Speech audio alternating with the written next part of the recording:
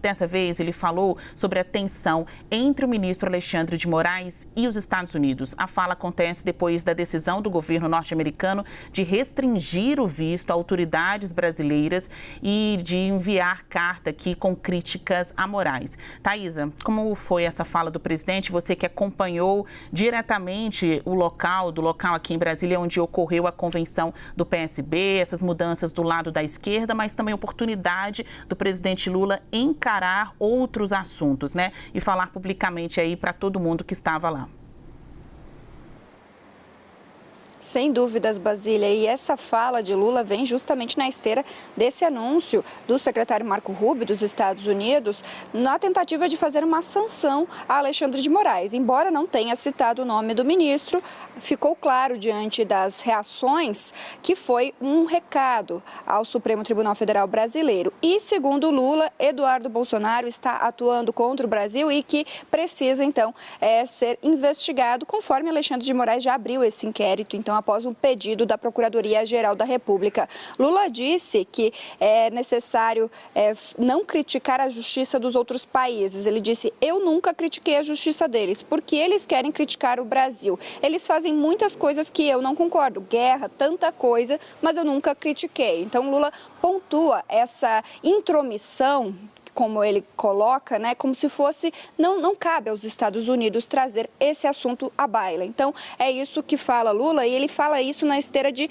conversar sobre a extrema-direita no mundo todo. Ele fala também sobre a necessidade de que os partidos, mais à esquerda, como o próprio PSB, elejam mais senadores. Ele coloca em xeque também, caso o Senado seja, na maioria, bolsonarista a partir das eleições do ano que vem, isso é uma preocupação em relação à Suprema Corte Brasileira, como isso pode interferir na atuação desse poder tão importante para o país. Então, Lula pontua essa questão, especificamente trazendo que a esquerda precisa reagir de forma mais contundente à extrema-direita e cita esse exemplo, então, trazendo o Eduardo Bolsonaro e o caso do Alexandre de Moraes. Vamos conferir agora no trecho que separamos. Veja que os Estados Unidos quer processar o Alexandre de Moraes porque ele está querendo prender um cara brasileiro que está lá nos Estados Unidos fazendo coisa contra o Brasil o dia inteiro. Olha que história dos Estados Unidos querer negar, sabe, alguma coisa e criticar a justiça brasileira. Eu nunca critiquei a justiça deles. Ele faz tanta barbaridade, eu nunca critiquei, faz tantas guerras, mata tanta gente. Por que eles vão querer criticar o Brasil? Dia de reafirmar alianças, né, Juliana? Você vê que num breve evento aqui em Brasília, todas as atenções ali da mídia, então o presidente não falou nada ali de maneira improvisada, né, no sentido de não ter pensado antes a respeito dos assuntos que iria abordar nesse discurso, né? Dia de reafirmar alianças com um dos principais partidos da esquerda, o PSB, e também de mostrar pelo menos a solidariedade com alguns nomes aí do judiciário, com o ministro Alexandre de Moraes.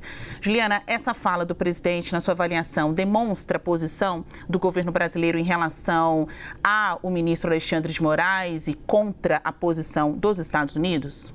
Com certeza, Basília. Boa tarde para você, a todos que nos acompanham. Mostra com bastante cuidado, né? Lula foi bastante cauteloso a tocar em alguns assuntos sensíveis. Nessa fala especificamente, se coloca contrário até aquele movimento que a gente observou nessa semana, que foi a divulgação de uma carta enviada pelos Estados Unidos diretamente ao ministro Alexandre de Moraes, que foi visto ali, né, pelos ministros como até uma forma de pressão contra decisões do ministro Alexandre de Moraes que dizem respeito a plataformas digitais fora do país e também algumas questões envolvendo blogueiros à frente dessas plataformas. Então, hoje o presidente Lula comentou sobre isso. O que a gente falou durante a semana é que essa é uma questão que tem que ter muita cautela para tratar, para que ela não vá atingir ali o campo diplomático. Tem um entendimento dos políticos brasileiros de que não é o momento de subir o tom contra os Estados Unidos, ainda que aquele movimento de sanção foi ali colocado pelo governo americano, mas ainda não diretamente com os nomes, né, que vão sofrer essa sanção. A gente sabe que tem a grande possibilidade de Alexandre de Moraes estar nessa lista, mas é pregado uma cautela e hoje foi uma fala do presidente presidente no sentido de estamos sim incomodados, estamos ao lado do ministro Alexandre de Moraes, acreditamos que o judiciário brasileiro não deva ser confrontado dessa forma, nem por alguma forma de tirar ali o poder do judiciário brasileiro, mas foi ainda uma fala cautelosa, porque é isso que prega a diplomacia nesse momento, nessa questão delicada. A gente sabe que é uma questão que envolve também uma defesa da regulamentação das redes sociais.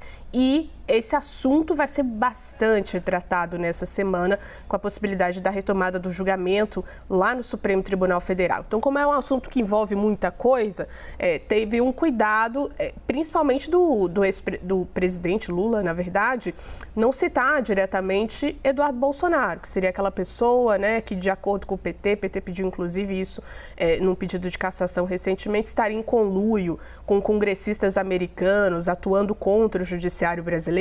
E a gente vê que na fala, o presidente Lula nem cita Eduardo Bolsonaro. Eu apurei, Basília, que tem um cuidado ali do PT em relação a isso, para que na hora de um discurso, na hora de citar de alguma forma o trabalho que está sendo feito por Eduardo Bolsonaro, o cuidado que o PT está pregando nesse momento é de que não se aumente ainda mais a relevância e a atuação de Eduardo Bolsonaro fora do Brasil. Então a gente vê algumas cautelas, mas um incômodo colocado pelo presidente da República.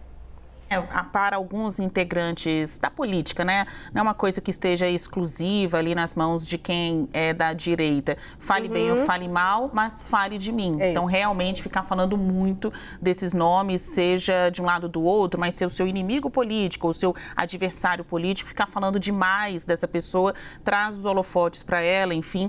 E eu vou aqui pegar o seu gancho, Juliana, e vou chamar a atenção para a frase dita pelo presidente Lula. Ele afirma: os Estados Unidos querem processar o Alexandre de Moraes porque ele quer prender um cara que está nos Estados Unidos fazendo coisa contra o Brasil o dia inteiro.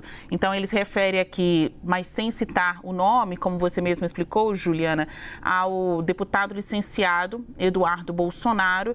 A gente sabe que existem outros integrantes ligados ao bolsonarismo que também são investigados aqui pelo judiciário brasileiro, que moram nos Estados Unidos, tem políticos, tem pessoas ligadas à comunicação, mas elas não foram objeto aí da indignação do presidente Lula no discurso. O foco mesmo foi o deputado licenciado, ainda que não citado nominalmente por Lula.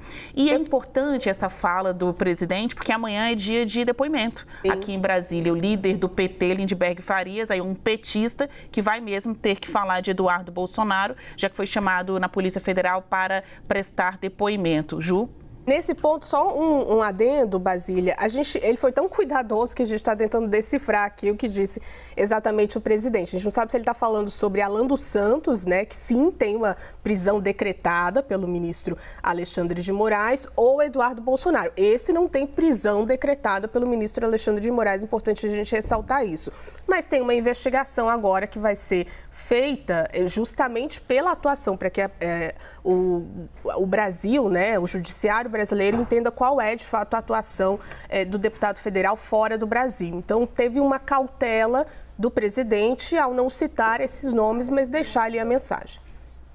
E tem nomes importantes aí da esquerda brasileira dividindo esse palco com o presidente Lula, o próprio João Campos, agora presidente do PSB. Eu queria puxar esse gancho com você, que apura super bem os assuntos aqui de Brasília, política, foi repórter durante muito tempo aqui no nosso quadradinho, Ju, porque o PSB é o segundo partido mais importante do governo, a gente pode dizer assim, de alinhamento com o Palácio do Planalto, porque é a legenda do vice-presidente da República, Geraldo Alckmin.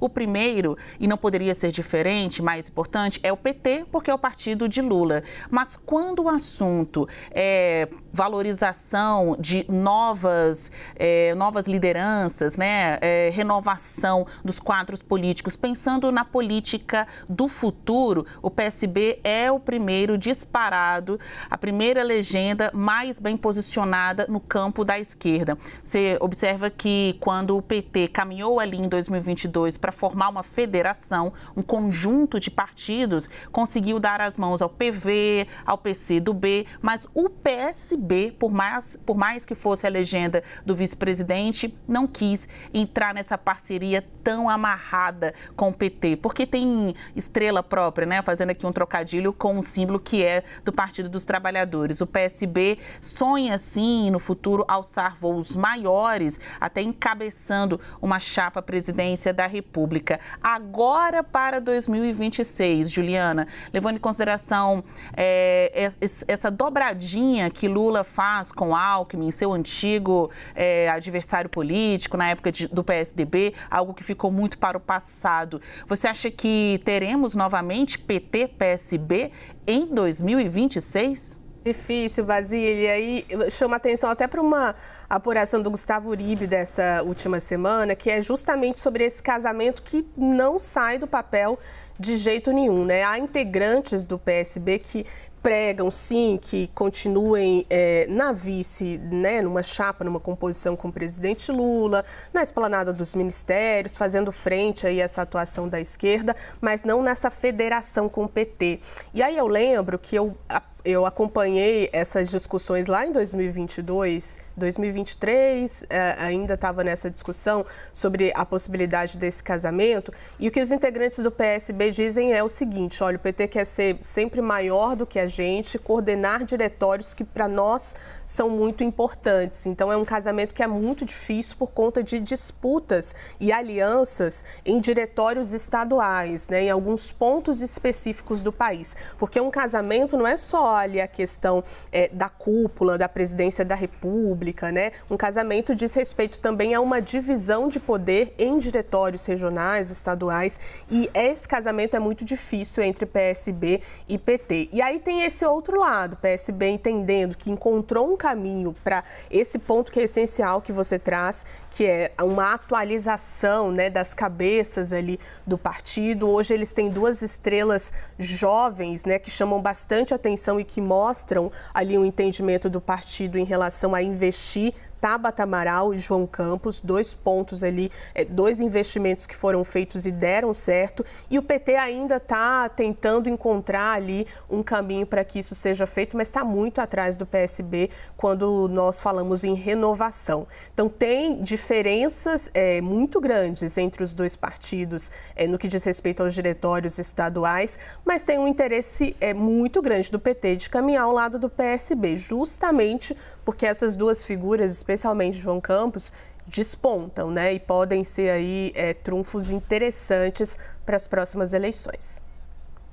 Pois é, Alckmin, que nem de longe é um vice decorativo, segue com uma agenda própria, tanto na condição de vice-presidente da República como ministro da Indústria, indo muito além da sua função constitucional, que é de substituir o presidente da República, no caso Lula, quando ele não está bem, né, nem fisicamente aqui em solo brasileiro, ou eventualmente em uma cirurgia, quando não pode mesmo assumir as funções presidenciais, aí o vice-presidente que se coloca no lugar, mas indo muito além do que a lei prevê ali no básico, você tem um vice-presidente muito atuante, tanto que quantas vezes ele que representou o Brasil em viagens lá fora, fechando acordos comerciais, abrindo espaço aí para os produtos brasileiros.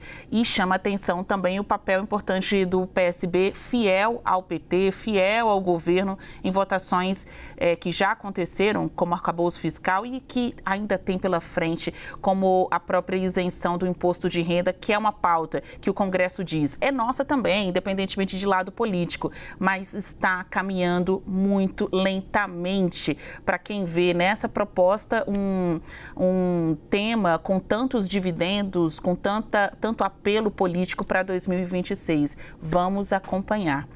Juliana, a gente se encontra ao longo da programação aqui da CNN Brasil. Muito obrigada a você pelas análises.